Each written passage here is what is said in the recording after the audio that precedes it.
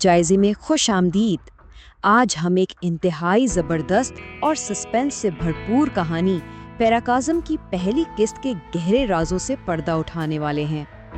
یہ کوئی عام سی داستان بالکل نہیں ہے، بلکہ متوازی دنیاؤں، خاندانی رازوں اور بظاہر ایک دوسرے سے بالکل مختلف کرداروں کا ایک ایسا جال ہے جو آپس میں جڑا ہوا ہے۔ آئیے ان کرداروں کی الجھنوں اور کہانی کے ابتدائی حصے میں چھپے اسرار کو مل کر سلجھاتے ہیں۔ ذرا غور کیجیے گا، کیونکہ ہر ایک موڑ پر ایک نیا اور حیران کن راز ہمارا منتظر ہے۔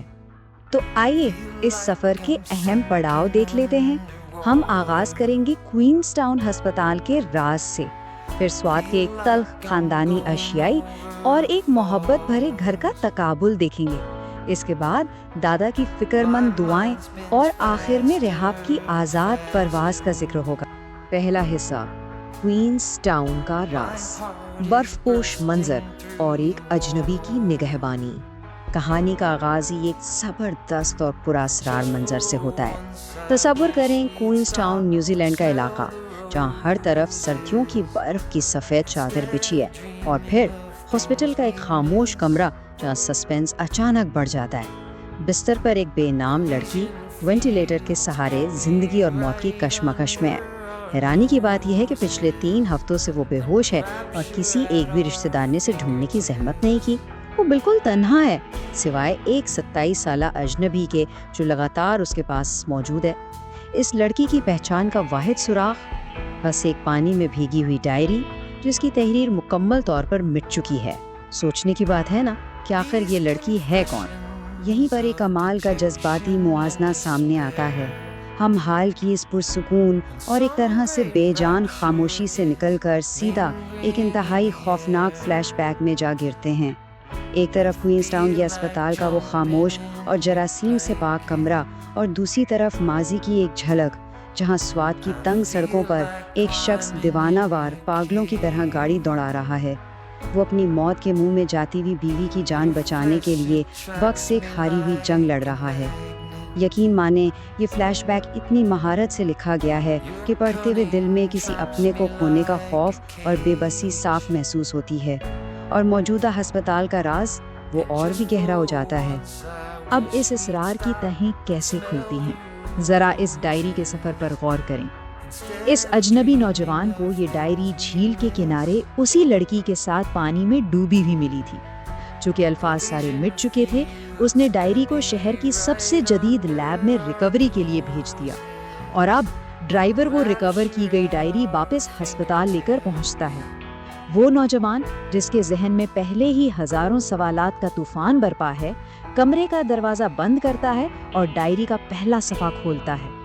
بس یہیں سے کہانی ایک نیا رخ لیتی ہے، اور ایسا لگتا ہے جیسے ہم جوابات کے بالکل قریب پہنچ گئے ہیں۔ دوسرا حصہ، ایک تلخ خاندانی اشائیہ، سلطان شاہ کے گھر کی دل دہلا دینے والی حقیقت۔ بابا میری طرف کیوں نہیں دیکھتے؟ ذرا ان الفاظ کی تکلیف کو محسوس کریں۔ یہ الفاظ اس گھرانے کی مرکزی کردار منہال کے ٹوٹے ہوئے دل کی آواز ہے۔ آج سلطان شاہ کی والدہ کی 70ویں سالگرہ ہے۔ بظاہر خوشی کا موقع ہے، لیکن منہال کے لیے یہ کسی اذیت سے کم نہیں۔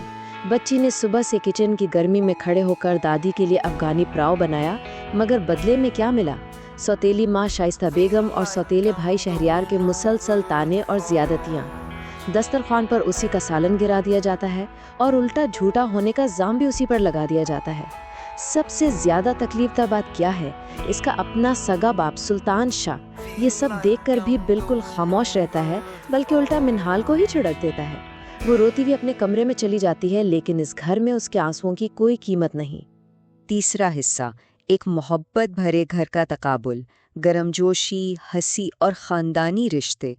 اب ذرا ان دونوں گھرانوں کے جذباتی ماحول کا تضاد تو دیکھیں۔ یہ انتہائی گہرا اور سوچنے پر مجبور کر دینے والا ہے۔ ایک طرف سلطان شاہ کا گھر ہے، جو شائستہ بیگم کی ظالمانہ فطرت اور کڑوے تانوں سے بھرا ہے، اور دوسری طرف اسی وادی سوات میں مرتضیٰ کا گھر ہے، جہاں ہانیہ کی نرمی اور وقار کا راج ہے۔ ایک طرف شہریار کا حسد اور بغض ہے، تو دوسری طرف مرتضیٰ کے گھر میں دادی جان کی پیار بھری گفتگو۔ दस्तरखान पर ताज़ा खानों की खुशबू के साथ साथ एक दूसरे का एहसास भी मौजूद है। और सबसे बड़ा तजाद मिनहाल की तन्हाई और आंसुओं के बिल्कुल बरक्स मुर्तज़ा की बेटी मनी की वो मासूम हंसी और लाड प्यार है, जहाँ इसके एक नवाला ना खाने पर भी पूरा घर फिक्रमंद हो जाता है। ये मुवाजना हमें एक बहुत बड़ी हकीकत दिखाता है कि महज खून के रिश्ते मोहब्बत की ज़मानत नहीं होते। चौथा हिस्सा, दादा की फिक्रमंद दुआएं, आबाई यादें और एक बेजवाब पुकार। अब बारी आती है एक ऐसी शख्सियत की जो बज़ाहिर इन दोनों मुख्तलिफ दुनियाओं के दरमियान एक पुल का किरदार अदा करती है। ये हैं खान साहब। चेहरे पर गुजरे बरसों की थकन, और वो इस वक्त एक कदीम रिवायती हवेली में मौजूद हैं जिसके फर्श पर पुराने और कीमती ईरानी कालीन बिछे हैं। लेकिन उनके दिल में इस वक्त एक शदीद बेचैनी है। वो अपने मुलाजिम अली बख्श से बार बार अपने पोते को फ़ोन मिलाने का कहते हैं, लेकिन दूसरी तरफ से बस खामोशी, कोई जवाब नहीं। खान साहब, जिन्होंने माजी में अपनी किसी बहुत प्यारी औलाद को खोने का दुख सहा है, अब मज़ीद किसी नुकसान का सदमा बर्दाश्त करने के काबिल नहीं रहे। दिल की इस घबराहट को कम करने के लिए वो तस्बीह के दाने गिराते हैं और कुरानी पाक की तिलावत शुरू कर देते हैं। ये बुज़ुर्ग की हिफाजती जिबिल्लत और दुआएं ही हैं जो स्वात के इस माहौल को सीधा न्यूजीलैंड से जोड़ती हैं। पांचवा हिस्सा, रहाब की आज़ाद परवाज़, क्वींसटाउन के ऊपर मंडलाते हुए। और फिर यही दुआएं फ़ज़ाओं के रास्ते हमें वापस न्यूजीलैंड ले आती हैं। लेकिन ये कोई आम सी परवाज़ नहीं है। ये फितरत के साथ एक नौजवान हेलीकॉप्टर पायलट के गहरे इश्क का इजहार है। और लीजिए, यहाँ कहानी का एक बहुत बड़ा राज फाश होता है। अस्पताल में मौजूद वो पुरअसरार नौजवान दरअसल कोई और नहीं बल्कि खान साहब का पोता रेहाब इर्तज़ा खान ही है। वो झील वोका टीपू के ज़ुमरों जैसे चमकते पानियों के ऊपर से उड़ता है, जहां आसमान और ज़मीन का अक्स आपस में घुल मिल गया है। बेन लेमोंट के फलक बोस पहाड़, कोरोनेट पीक की बर्फानी चोटियां और एरो टाउन के खजा रसीदा सुनहरी पत्ते, दी रिमार्केबल्स की शानदार पहाड़ियां गोया उसकी आज़ादी का ऐलान कर रही हों। रेहाब के लिए ये सिर्फ खूबसूरत मनाजिर नहीं है, ये उसकी ज़िंदगी का सुकून, उसका अपना जहान है।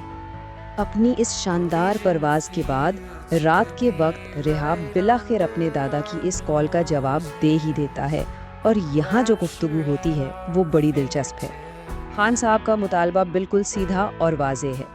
पाकिस्तान वापस आ जाओ, ख़ानदानी कारोबार संभालो और शादी करके ज़िंदगी में सेटल हो जाओ। लेकिन दूसरी तरफ रेहाब का इनकार भी उतना ही मजबूत है।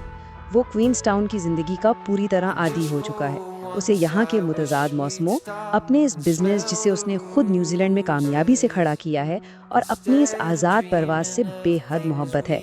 वो अपने दादा का बेहद एहतराम करता है, उनसे प्यार करता है, लेकिन फ़िलहाल वो वापस लौटकर शादी की रिवायती बंदिशों में बनने के लिए बिल्कुल तैयार नहीं है। और बस यहीं से एक बहुत बड़ा और सनसनीखेज सवाल पैदा होता है। रेहाब, जो क्वींसटाउन की इस जन्नत को किसी सूरत छोड़ने के लिए तैयार नहीं, आखिर किस तरह इन खानदानी उलझनों में उलझेगा जो स्वात में उसकी मुंतज़िर हैं? और सबसे अहम बात, वो बेनाम लड़की जो अस्पताल के बिस्तर पर पड़ी है, और वो डायरी जिसका पहला सफ़ा अब खुल चुका है, इन सब का कहानी के बाकी किरदारों से क्या ताल्लुक बनने वाला है? ये सारी मुतवाज़ी कहानियाँ एक बहुत बड़े और हैरानकुन तसादुम की तरफ तेज़ी से बढ़ रही हैं। इस तफसीली जायजे में साथ देने का बहुत शुक्रिया। यकीनन ये तमाम अनसुलझे सवालात कहानी के अगले मोड़ को जानने के लिए ज़बरदस्त तजस्सुस छोड़ जाते हैं।